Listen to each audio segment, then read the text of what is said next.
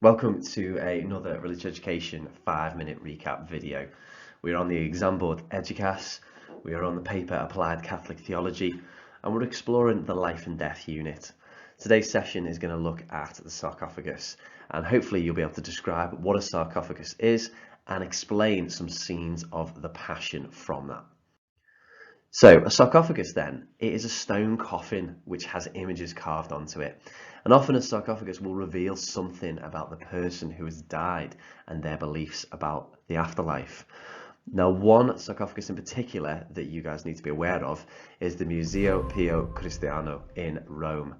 It has the images of Jesus' passion carved into it, and you can see a picture on the screen there. We're going to go into a little bit of detail about this because you're expected to be able to identify what is going on in these scenes.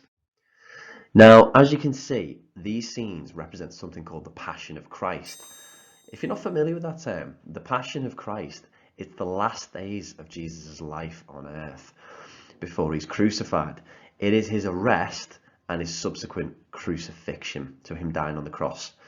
And by having these images carved into this coffin, we know that the person, therefore, not only believed in Jesus, but also they believed in his crucifixion and subsequent resurrection. So we can start to get ideas about what they believed about the afterlife. Now, when we're labeling this and we're breaking down this scene of the Passion, we're going to start on the left-hand side. And you can see there is a picture of Simon of Cyrene carrying Jesus' cross. This is because Jesus was unable to carry the weight of his cross and he needed help. It shows that the suffering that Jesus was going through, and even he needed help in these moments. The next picture here, we can see Jesus. He's being crowned with the crown of thorns.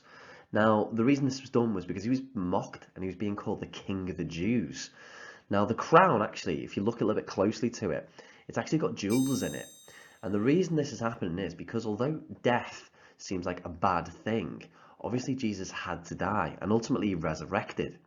So his death, he's actually being crowned not just with thorns, but with a jeweled crown because he has victory over sin and death through his resurrection.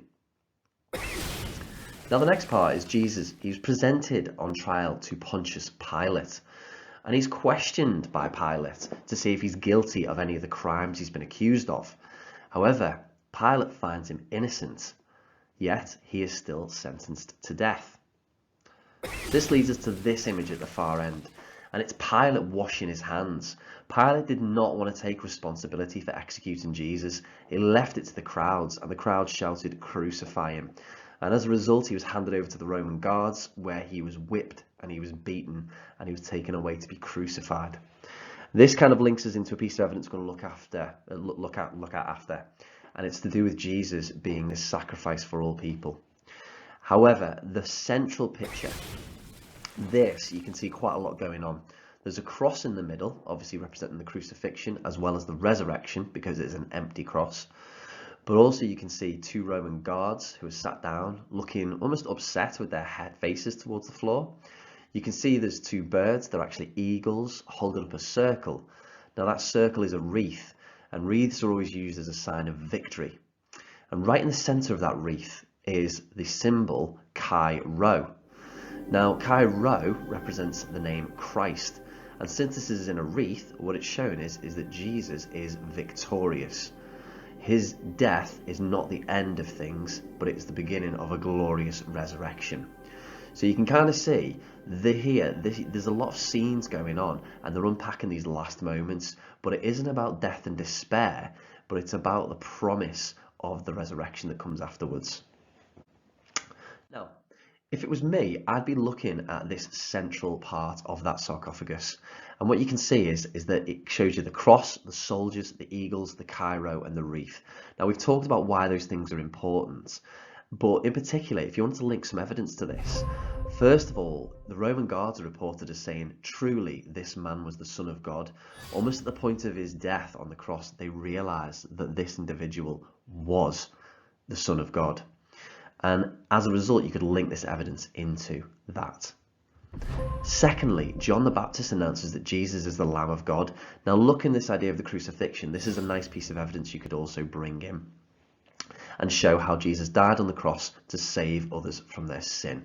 So you could use that as a second quote to also back up this sarcophagus and the images on it.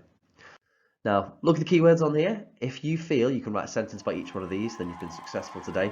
If you find it a little bit tough, maybe go back through it, test yourself, and use the video to kind of help refine some of your ideas. If you want to push yourself a little bit further, there is a B style on the board. Give it a go and good luck. Thank you for listening.